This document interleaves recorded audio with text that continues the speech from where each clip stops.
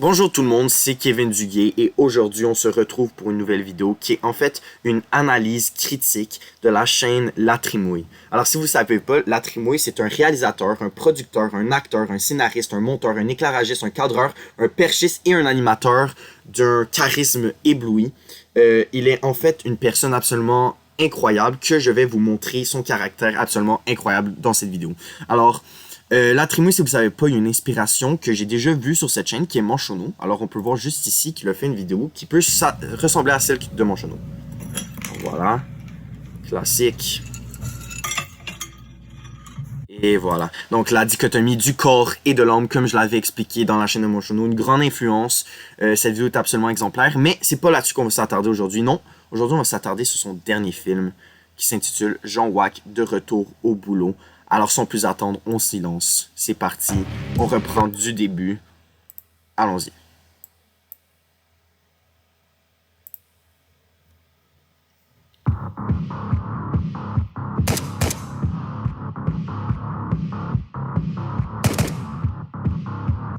Alors on peut voir ici que l'acteur qui présente ce personnage, qui a l'air d'un agent secret, c'est bien et bien La Trimouille, avec tout son caractère magnifique, à quel point il est imposant et charismatique. Donc on va poursuivre la scène.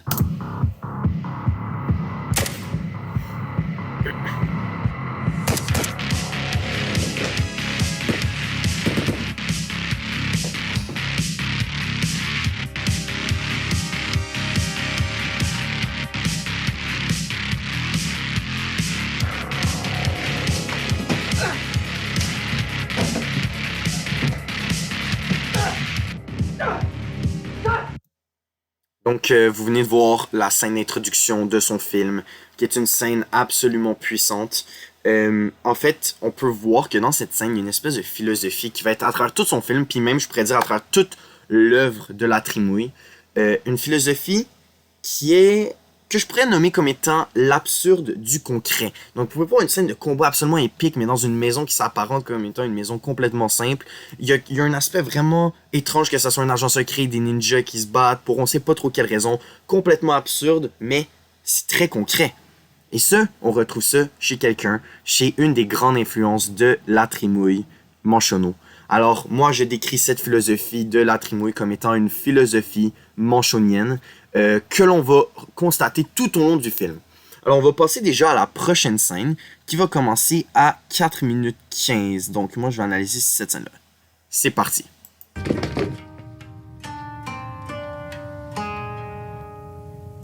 Viens. Oh. Retire tout.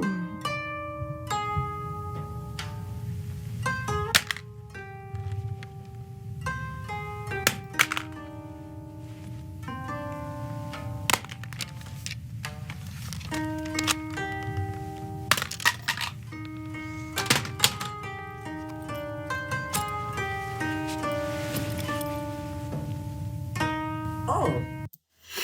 Alors, on vient ici de voir le personnage Jean Wack, qui est le personnage principal de cette œuvre, rencontrer un chaman.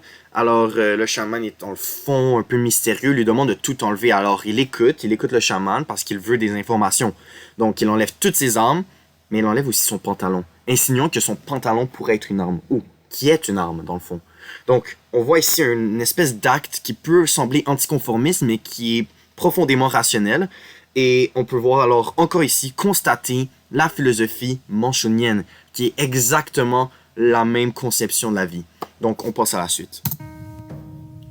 Bien. C'est mieux. Ta porte, c'est vraiment du carton. Que me vaut l'honneur de ta visite? Tu sais pourquoi.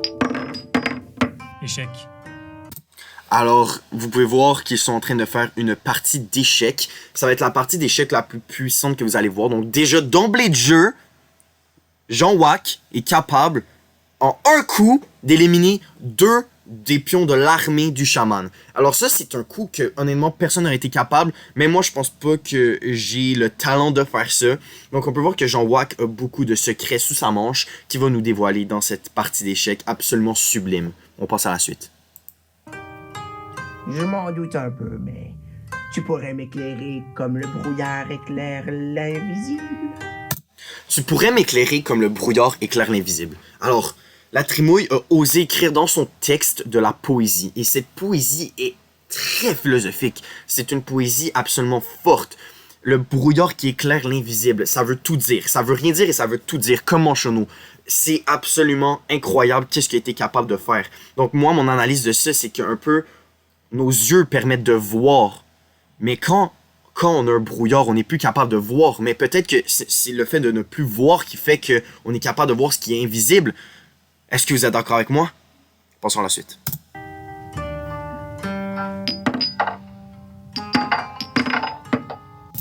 Triple kill! Jean Wack est absolument puissant. Il défonce le chaman qui ne sait plus quoi faire. Alors, Jean Wack, regardez cet homme absolument sublime que la Trimouille a déployé. C'est vraiment un personnage que je considérais comme étant S-tier. Donc, passons ensuite. Nombre de cibles, échec. Autant que le soleil peut compter à travers ses doigts qui s'étendent vers l'infini et l'au-delà. Autant que le soleil peut compter sur ses doigts qui s'étendent au-delà de l'infini de l'au-delà. Quelque chose dans ce style-là. Je l'ai peut-être un peu manqué. Mais bref, l'important, c'est de dire que c'était une phrase absolument puissante, que Jean Wack a même pas l'air d'avoir comprise, qui a même pas l'air d'interpréter comme étant quelque chose d'important. Mais nous, on le sait, en tant qu'auditeur, on peut le voir. Et moi, je pense avoir compris. Quand on pense à un soleil, ok? Le soleil, les doigts du soleil, ça serait quoi? Ça serait les rayons du soleil. Puis qu'est-ce qu'ils font, les rayons du soleil? Qui s'étendent au-delà, à l'au-delà. L'au-delà qui signifie tout ce qui est divin, parce que c'est sur la place que les dieux pourraient rester, ça serait à l'au-delà. Alors, le soleil est en train d'être considéré comme une divinité par le chaman. Mais on le sait que le soleil nous donne des vitamines D. Les vitamines D, ça, c'est ce qui nous rend heureux. Mais le soleil donne aussi des cancers. Alors, les cancers, ça nous rend malheureux. Donc, on peut voir que le chaman est en train de critiquer la hiérocratie et la théologie en imposant sa vision que les dieux ne sont peut-être pas si bons que ça, en imposant un caractère un petit peu gris et non blanc et noir de la vie.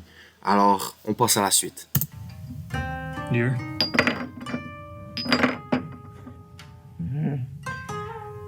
Là où tu n'es capable de voir que le soleil même, celui qui t'éclaire les yeux et te brûle la rétine, mais là... Alors, encore une fois, il parle du soleil, et là, maintenant qu'on sait que c'est une divinité, quand il parle de brûler les yeux et crever la rétine, on comprend que c'est comme si les dieux étaient contre Jean Wack, et Jean Wack a même pas l'air de comprendre ça, mais nous, les auditeurs, on le comprend. Puis c'est là l'or de la Trimouille. C'est là la philosophie manchonienne qui se retrouve. On passe à la suite. C'est prioritaire. Quoi? C'est qui chef? Oh. L'homme au milieu un visage, celui que personne ne connaît, mais que tout le monde... Un petit sneak peek du méchant. Alors, plusieurs visages. C'est très mystérieux tout ça. On a hâte de voir la suite. ...les en même temps. Qui est et n'est pas en même temps. Échec. Mais tu n'es pas assez fort pour le combattre. Je l'ai toujours été. Échec. Et c'est là que Jean Wack sort le move le plus complexe que j'ai jamais vu de ma vie. Il s'auto-élimine pour réclamer la victoire lui-même. C'est un moment dans toute l'histoire des échecs, je pense, qui n'a jamais été vu. Le fait que la Trimouille ait été capable de présenter ça prouve sa façon de faire de l'or comme étant absolument essentielle à la vie. On passe à la suite. Qui est mat.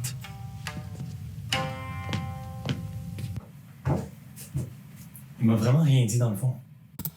Donc, Jean Wack n'a pas compris tous les propos du chaman, tandis que nous, oui. Et ça va être important pour plus tard. Ça va nous aider à comprendre la scène finale qu'on va aller analyser juste maintenant. Alors, elle commence à 8 minutes 54.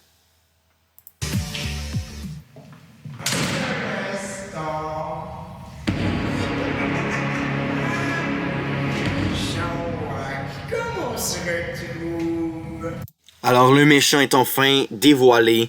Il ressemble vraiment à un méchant, avec toutes les caractéristiques d'un méchant. Donc, on ne doute pas qu'il est méchant.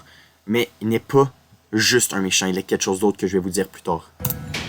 Bien, mon cher, la mort ne t'a pas attendu. La descente en enfer se fait lentement par les marches. Il est en train d'insinuer qu'il est en train de descendre en enfer.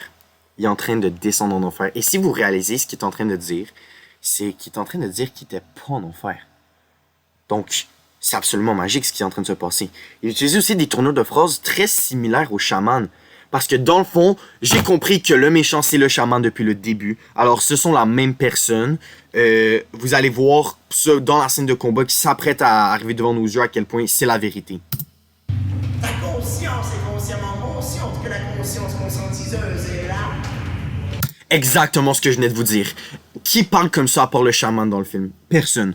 Alors, on le sait que lui est le chaman. Le méchant était le chaman. Et le chaman disait des propos comme ça, sachant que Jean Wack avait une malformation qui l'empêchait rationnellement de comprendre ce qu'il disait. Donc, c'est pour ça qu'il a dit toutes ces choses-là. Il a dit ça pour en apprendre sur Jean Wack. Dans le fond, c'était le méchant depuis le début, voulant en apprendre un peu sur lui pour le combattre mieux. Alors, c'est un plan de génie, c'est un plot twist que la Trimo a été capable de déployer juste ici, qui est absolument exceptionnel. Ok.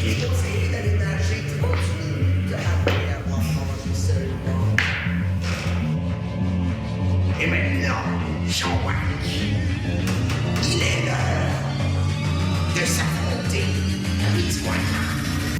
Midi moins quart, ça représente quoi? À midi moins quart, le soleil est à peu près au centre du ciel. C'est l'apogée du moment où est-ce qu'on peut recevoir des vitamines D. Alors, lui, il pense utiliser ça à son avantage, mais il espère aussi que le soleil donne des cancers à son adversaire. Donc, il a tout mis les cartes en jeu, tout placé pour le succès de cette bataille. Est-ce qu'il va gagner? Est-ce qu'il va perdre? À vous de voir.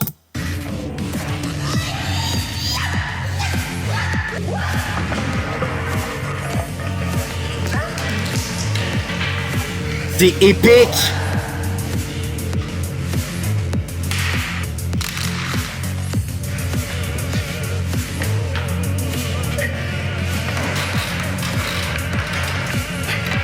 Oh, quel move! À ne jamais faire. Ce qu'il vient juste de faire, c'était vraiment chien. Quand vous faisiez un combat, essayez de pas étrangler par en arrière la personne parce que ça peut être vu comme étant un peu un move un peu chien. Donc, faites pas ça, s'il vous plaît.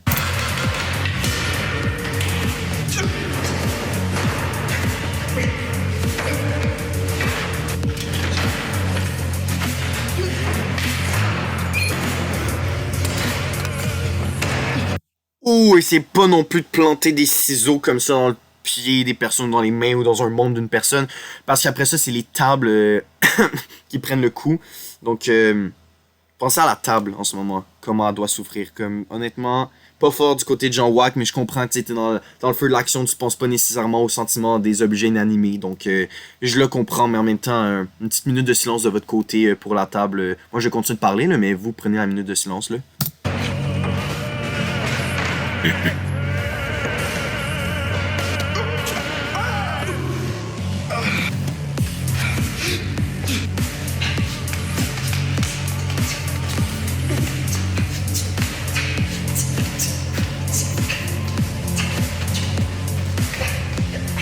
On va prendre une petite pause ici. Vous trouvez pas que c'est la meilleure chorégraphie que vous avez vue de votre vie?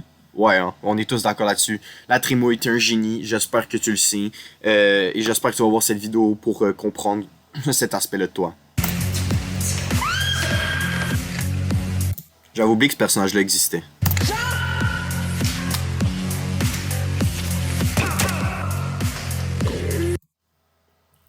L'absurde dans le concret. Ce que vous venez de voir, l'apogée de la scène d'action, c'est la philosophie manchonienne. Sa main est devenue un fusil. Est-ce que vous avez vu quelque chose comme ça dans votre vie? Je n'ai jamais vu quelque chose comme ça de toute ma vie. La philosophie manchonienne, je vous le dis, Manchono est un dieu, comme je l'ai présenté, c'est notre sauveur. Et il a permis à la Trimouille d'exploiter son potentiel artistique et de le mettre dans cette œuvre. Honnêtement, moi j'en reviens pas à quel point j'ai découvert ça et j'espère que tout le monde qui m'écoute ici va aller les voir et les soutenir parce que ce sont des créateurs absolument exceptionnels.